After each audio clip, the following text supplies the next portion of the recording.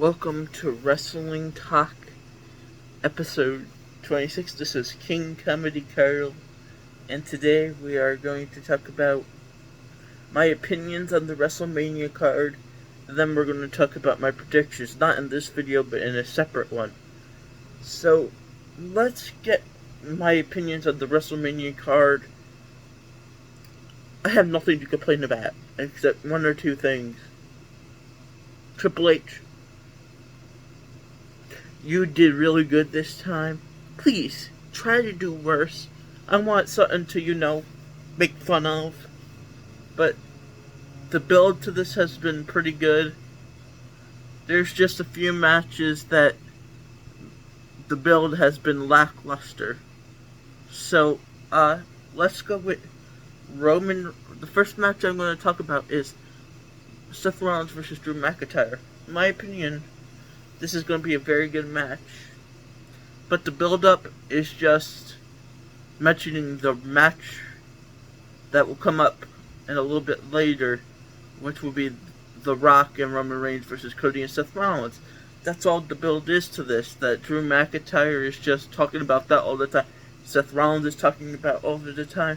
There really isn't no build to it. It's just like there because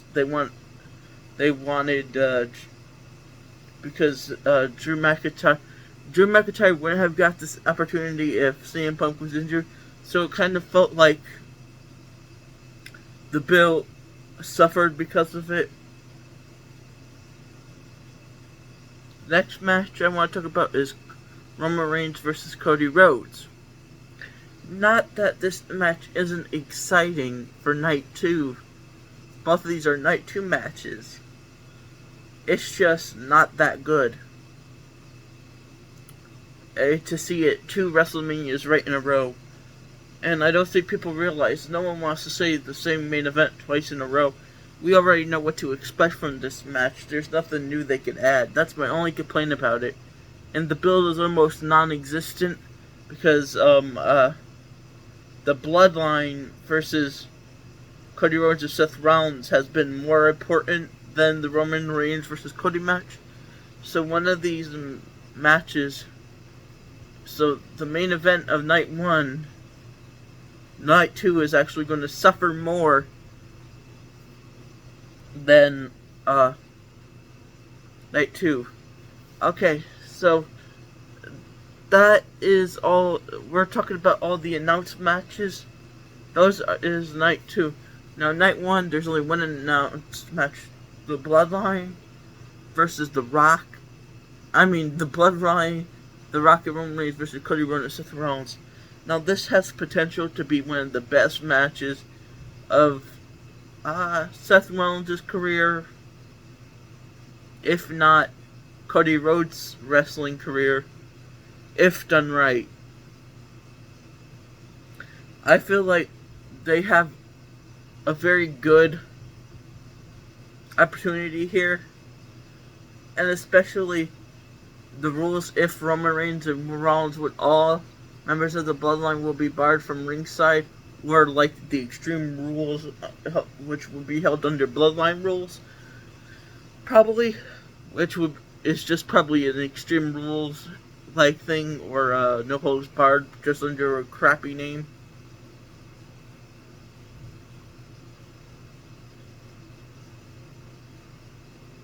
Okay, so that's my opinion on that.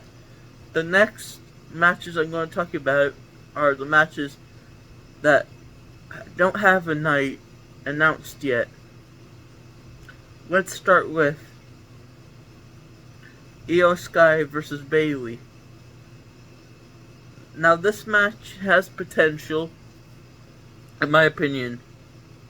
I don't think it's going to be the best WrestleMania match ever, but I think it's going to be decent enough where people aren't going to be disappointed. The build up to it has been decently exciting, and overall, there won't be much to be ashamed about in the match. I feel like they're going to put it all out in the ring. Rhea Ripley and Becky Lynch.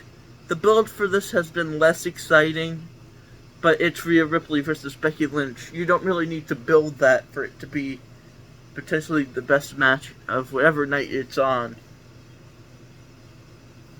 That's my opinion. That's my opinion, and I'm going to stick to it. The build for this, I feel like, has been lackluster, but overall, I think it will be a great match. Gunther versus Sami Zayn. Now, this one really disappoints me, because I wanted Chad Gable versus Gunther for the IC title, because that's the guy who should beat him. Chad Gable should beat Gunther. Sami Zayn should not. That's not my opinion. That's the opinion of half of the WWE Universe, especially after what Sami Zayn rolled him up. Chad Gable's shoulders weren't even pinned down. They could have added Chad Gable to this match really easy. And they could have cut the triple threat between Logan Paul and made Gunther a triple threat match with Sami Zayn and Chad Gable. But I digress. I still feel like the storyline has been non-existent because Sami Zayn and Gunther haven't been rivals at all. So that Gunther and Chad Gable, or Gunther and, The Miz, even though he's not allowed to challenge again, there could be some plot hole there. That would have been more interesting, but I still think, in my personal opinion, this match will be alright.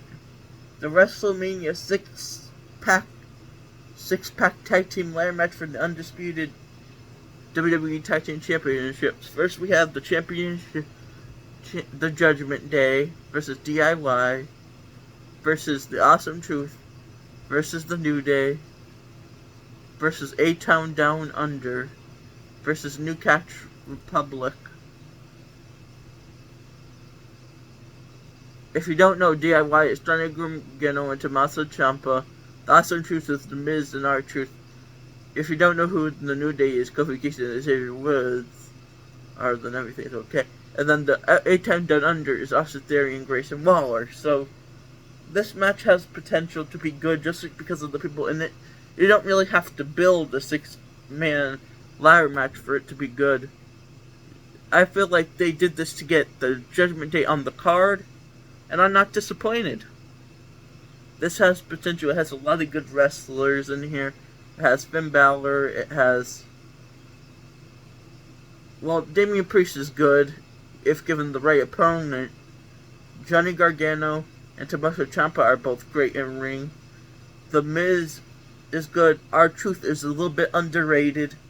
A good in-ring performer. And so, I would say Kofi Kingston is also a very good performer. Xavier Woods, really good, underrated, never won a singles title in his career. Austin Theory, a decent wrestler, if given the opportunity and could actually do something good with it. Grayson Waller has potential. Pete Dunne. I don't know any of his matches from the past, so I can't really say how talented he is or not. But he had one of the best matches I saw with the good old-fashioned Johnny Brooke match when he was a part of Sheamus's group, the Brawling Brutes. And Tyler Bate had 5-star matches, not 5-star matches, but at least very good matches with the likes of Braun Breaker and a few others. So that match, of course, is going to be great. In any way you slice it, any way you dice it.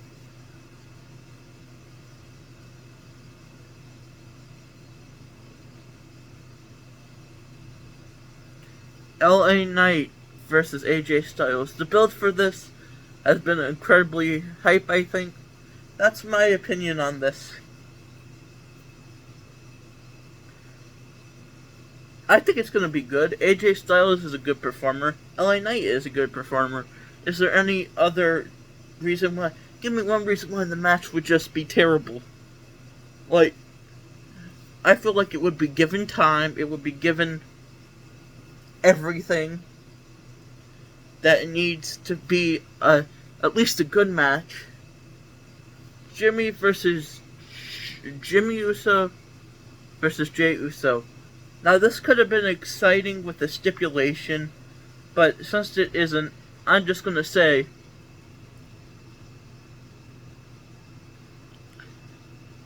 I think this is gonna be one of the disappointing matches of the night. Not because they aren't both good performers, just because I feel like the storyline is less about them two.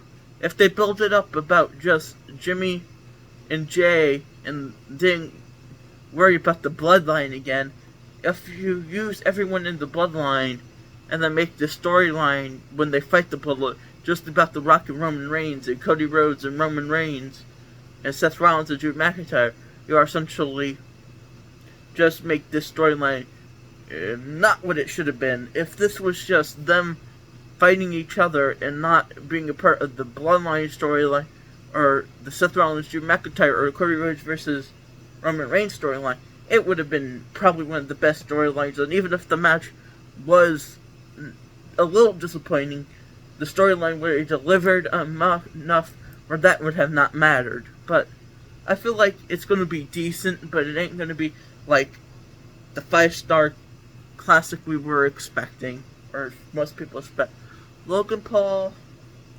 The next match we're talking about is Logan Paul, Randy Orton versus Kevin Owens, triple threat for the United States Championship. Logan Paul, champion, versus Randy Orton versus Kevin Owens. Now these three are really talented.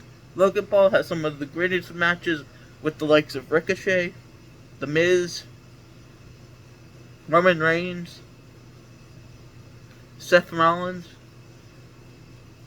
and had a very good run in the Elimination Chamber and did Money in the Bank. So you can say Logan Paul is a major star, and he also had a good match with Kevin Owens already. I feel like this could have been cut with just Logan Paul versus Randy Orton, but I digress.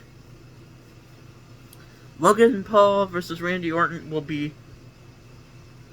versus Kevin Owens will be a good match. There's no ifs, ands, or buts about it. Next match we're going to talk about is the 6-woman tag team match that was just announced recently. Bianca Belair, Jade Cargill, and Naomi versus Damage Control, which would be Dakota Kai, Asuka, and Kairi Sane.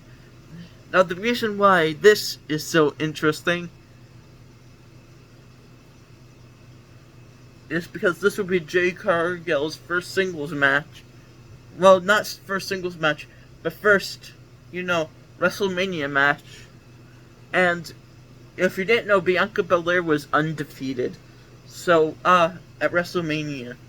And this match is good. It has some good performances. Jade Cargill, for what I could tell, probably put a lot of effort into training. Has put effort into training a lot. So we could only see what she could do. We haven't seen her in ring that much. This would be her first, major match. So we see what it would do for her. And then the Bianca Belair and Naomi, of course, are very talented. Asuka and Kairi Sane are talented. Dakota Kai, talented enough. She's not a bad wrestler. She's not a bad wrestler herself, but WWE hasn't given her opportunities to show her skills. I think she could be great if given the opportunity to actually, be like on a Monday Night Raw and wrestle in like a 5-minute match. That's the problem with most of the roster. Jade Cargill would do better on like Monday Night Raw, where you could do like a 5-minute, 10-minute match to build someone up. That's the reason why I feel like SmackDown should be for, like an established star, where they don't need to get have real long matches, but SmackDown is way too short as it is, and it's going to. And I feel like this storyline has also been really rushed, but I think it's going to be one of the most exciting matches on the card. So now let's get to the two potential matches that I see happening on the show. The Final Testament versus the Pride. The Final Testament in an 8-person mixed tag team match. The Pride, Bobby Lashley, B-Fab, and the Street Profits, Montez Ford and Angelo Dawkins. This isn't confirmed, but potential matches. I just wanted to mention them because versus Ikam Razor, Karrion Kross, and Scarlett. Now here's the interesting part. If this happens at WrestleMania, Karrion Kross, AOP, Bobby Lashley, and the Street Profits are capable of having really great matches, probably. Especially the AOP, especially with DIY and stuff. The problem is B-Fab and Scarlett are pretty limited because they're not really in-ring performers a lot. So if this match happens, I would say that the men will be in there a lot more than the women. I would just say that from the start. I'm saying they could do something special if WWE gave it time, you know? The next match is, well, I would guess LWO, because Dragon Lee is now part of LWO, versus Dominic Mysterio and what's-his-face, Santos Escobar, of like Plasma del Toro or whatever. Legado del Fantasma. Okay, Legado del Fantasma. Okay, so this match is going to be good. Here's what I think is going to happen. It will be a mask versus hair tag team match. So Rey Mysterio and Dragon Lee will put their mask on the line against Santos Escobar and Dominic Mysterio, where they'll put their hair on the line. But that would be too unrealistic. It would be more interesting if they did it that way, but realistically, it's probably just going to be a normal tag match. And they could have potential to make it interesting with Rey Mysterio putting his mask and Dragon Lee putting on their mask. And Dominic putting his hair on the line, and so Santos Escobar. But those are all the potential matches and matches that I think are going to happen on the WrestleMania show. Some of them are confirmed, some of them aren't. Like, 2 of them aren't. So, this is Comedy King Carl. Goodbye.